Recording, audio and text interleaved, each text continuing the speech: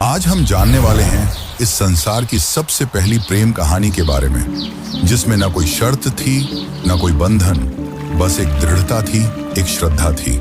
इस कहानी में रंग भी है और दुख का संग भी। यह है शिव और सती की अमर प्रेम कहानी, जिसमें प्रेम है, त्याग है और अंत में एक नई शुरुआत है। तो आइए जानते हैं इस महान प्रेम कथा को, सती कथा को। सती!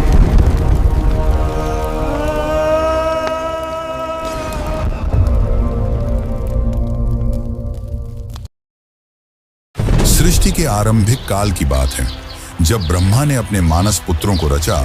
उन्हीं में से एक थे दक्ष प्रजापति, अत्यंत बुद्धिमान परंतु उतने ही अहंकारी। दक्ष को अपनी योग्यता, अपनी शक्ति और अपने सृष्टिकर्ता के कुल से उत्पन्न होने का बड़ा अभिमान था। उसने वर्षों की तपस्या की और देवताओं से वरदान पाए संतान की प्राप्ति के लिए।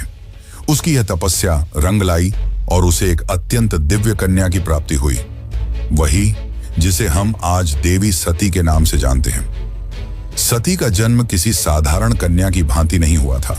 उनका स्वरूप स्वयं शक्ति का अंश था। कहते हैं वह स्वयं आदि शक्ति का अवतार थी।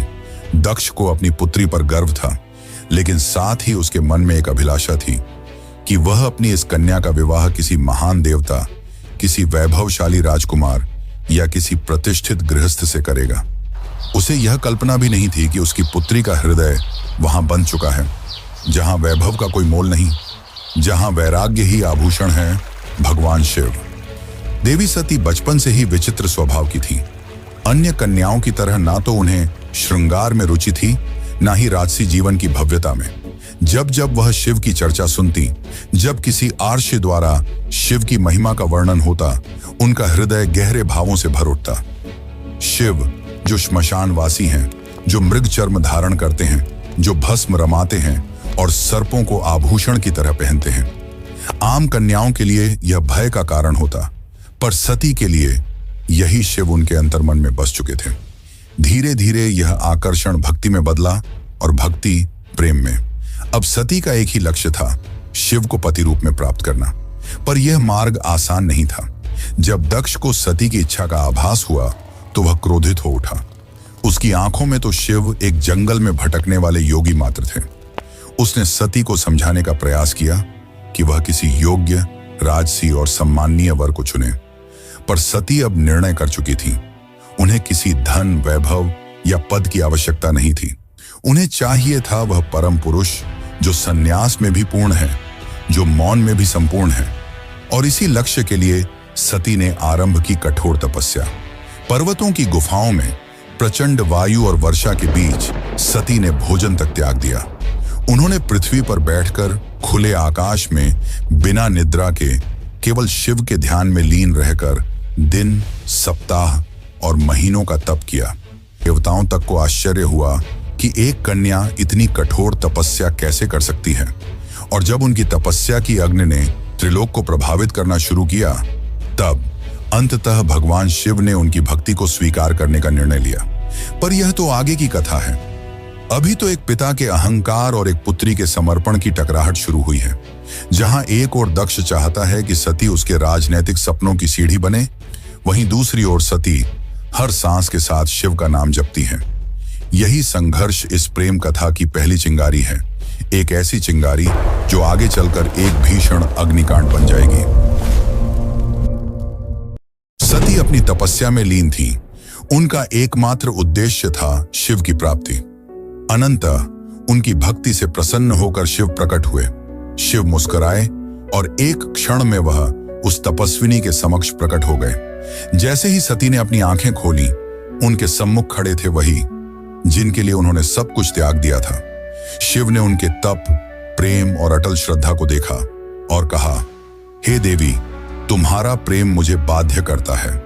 आज मैं तुम्हें अर्धांगिनी के रूप में स्वीकार करता हूं। इस वचन के साथ पूरे ब्रह्मांड में आनंद की लहर दौड़ गई।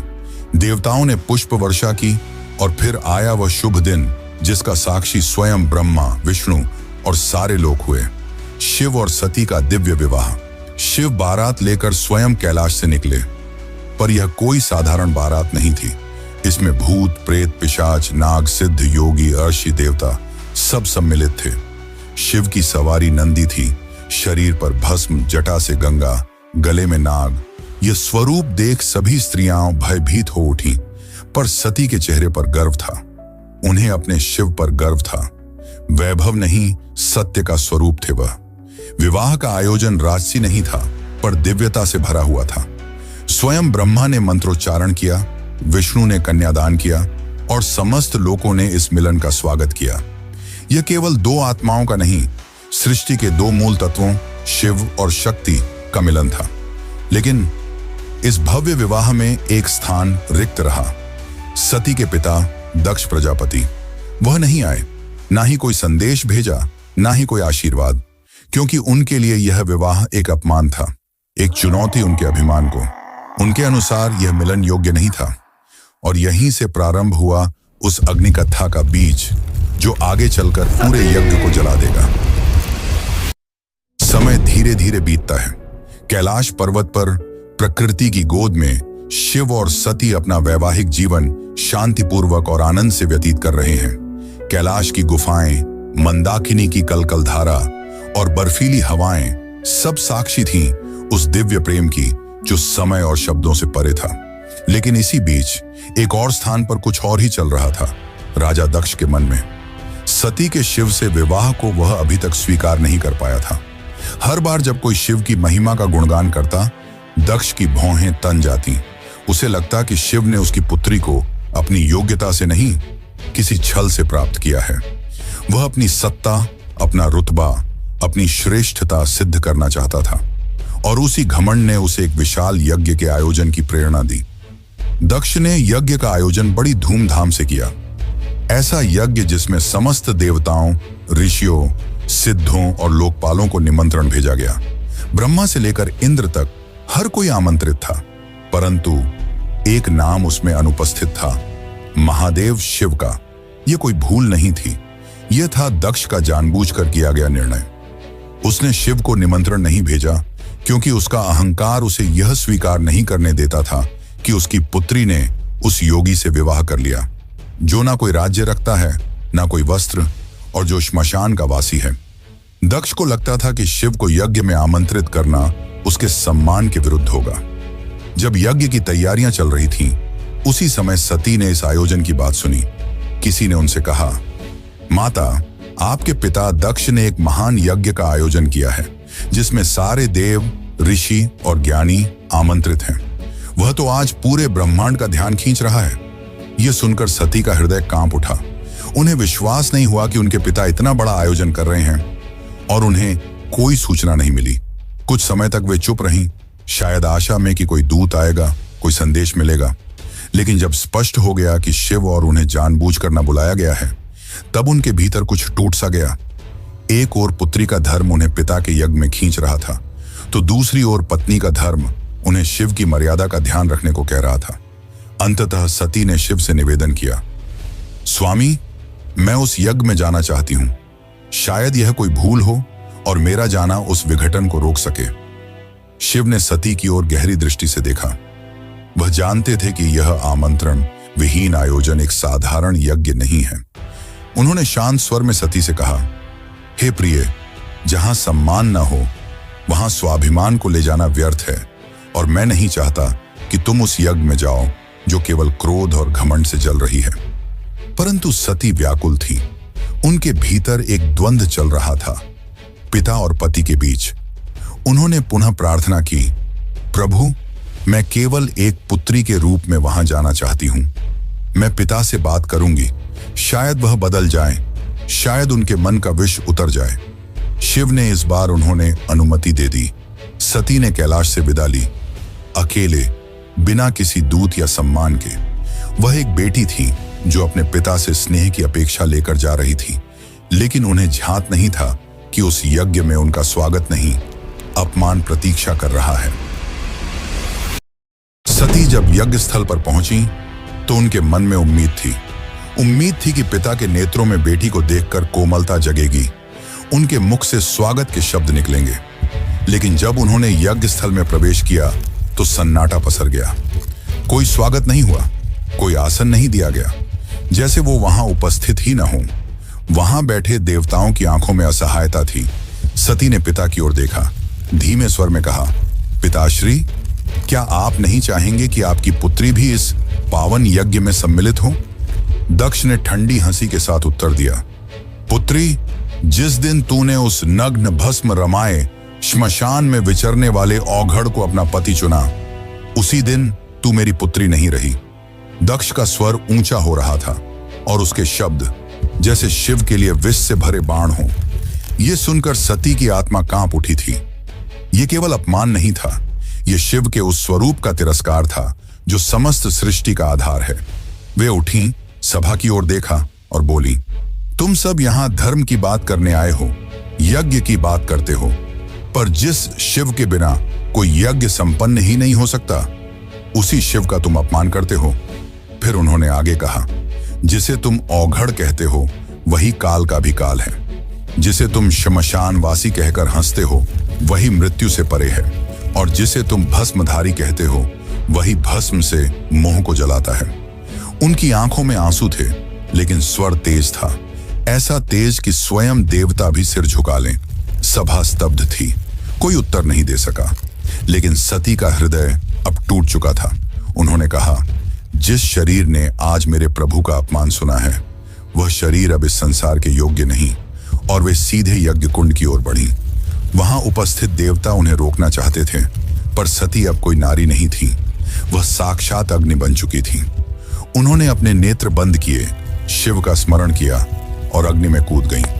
उनके चेहरे पर भय नहीं था, बल्कि एक शांति थी, एक समर्पण था जो पूरे यज्ञ मंडप को झकझोर गई। अब इस यज्ञ की अग्नि से वो तूफान उठने वाला था जो पूरे को तबाह कर सकता था।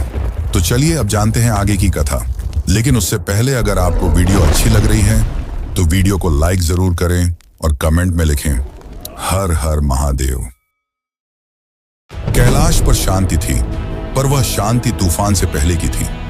जब भगवान शिव को यह ज्ञात हुआ कि उनकी अर्धांगिनी अग्नि में समर्पित हो गई, तो उनके हृदय में तूफान उमड़ पड़ा। आंखों में वेदना, मन में शून्यता और आत्मा में आग। ये वो शिव थे जिनका क्रोध ही प्रलय कहलाता है। शिव अपनी समाधि से उठे, उनकी जटाएं लहराईं, नेत्र रक्तिम हो उठे और सारा ब्रह्मांड कांप उठा। फिर अपने दोनों हाथों से अपनी जटाएं पकड़ी और उन्हें पृथ्वी पर पटक दिया। उसी क्षण पृथ्वी फटी और उस क्रोध की ज्वाला से प्रकट हुआ एक रूप, भयंकर, तेजस्वी और अजेय, वीरभद्र।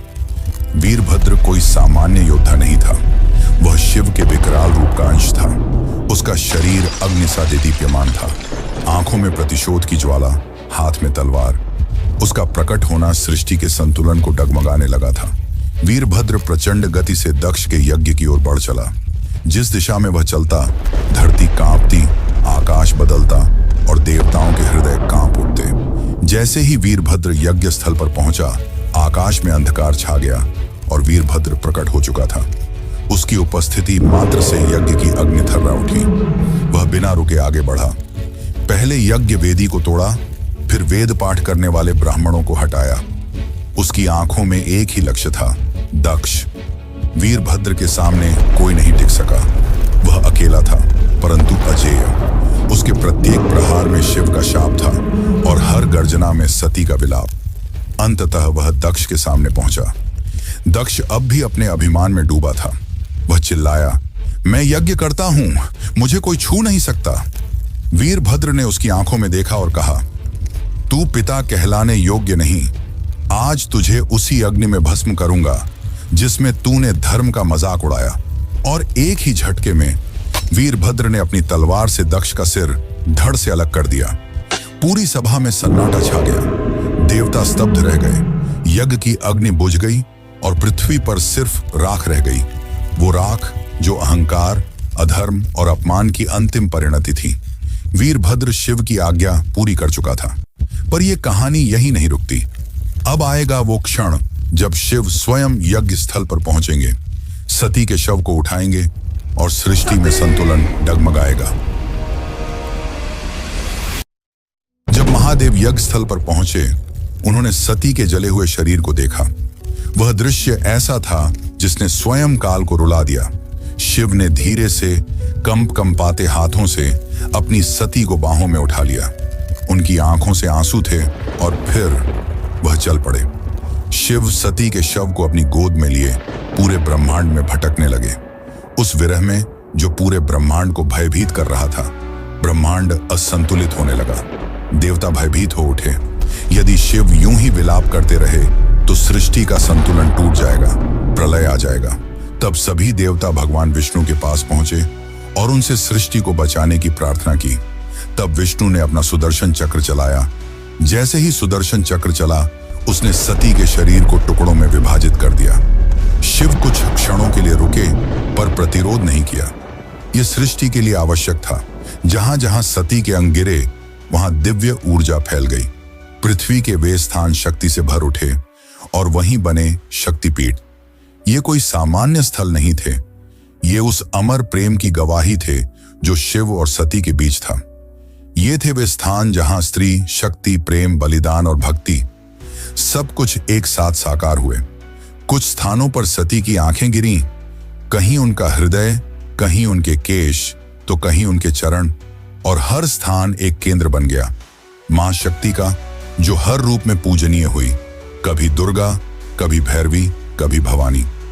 यही वे स्थान हैं जिन्हें आज हम कामाख्या, वैष्णो, ज्वाला, हिंगलाज और तारापीठ जैसे नामों से जानते हैं। इस प्रकार सती के वियोग से जन्मे ये शक्तिपीठ न केवल देवी के अंग हैं, ये उस प्रेम की शाश्वत उपस्थिति है जो आत्मा से आत्मा तक जुड़ता है। शिव अंततः हिमालय लौटे, पर अब वह ध्यान मग्न हो गए। वर्षों तक एक चट्टान की भांति बैठ गए, समाधि में डूबे। ना शब्द, ना गति, ना भावना, बस मौन और सती की स्मृति। काल की धारा आगे बढ़ती है, युग बदल जाते हैं, पर कुछ कहानियां समय की सीमाओं से परे होती हैं, और सती की कथा उन्हीं में से एक है। वह प्रेम जो अग्नि में तपकर शुद्ध हुआ था, वह विरह जो तांडव बन गया था। उस अधूरी यात्रा को अब पूर्ण होना था, पर यह कहानी यहां समाप्त नहीं होती। प्रेम का सफर यहीं पर रुकने वाला नहीं था। जहां अग्नि ने प्रेम का रंग दिखाया था, वहीं से एक नई दास्तान का पैगाम आने वाला था। सती के बलिदान से जो प्रेम जला था, वही आग पार्वती के रूप में फिर फलने वाला था। यह अंत नहीं, यह शुरुआत है। शुरुआत है एक अमर, अनसुनी और अनोखी प्रेम कहानी की। यह शुरुआत है शिव और पार्वती की।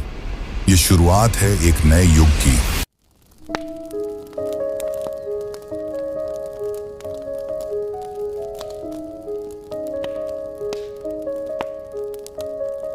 दारुण करुण सत्य सारिका अपरिजय शिवरायिका अबला जडपथिर पालिका हरदासिका सदारिका बलनि कुशैकराग्रा नक्तिन रत्ना भवसारिका किनकर्तास्मान स वैष्णव जल्पतो किनो प्रमुञ्च प्रतिधृतनयना मृदता बलनि किमु बिभ्रता किना प्रशम्य विषकञ्जकं नरमतः सदा सेनादिशति वेदसमर्यां धरे दूरनुभवा भवनिर्वणसुता विनिगीर्यमाण सर्गा सर्वयस्तोमिनी मता किञ्चयोदास्यमभ्या खिन्ना हार्दकुक्तिजातयानं हन्ति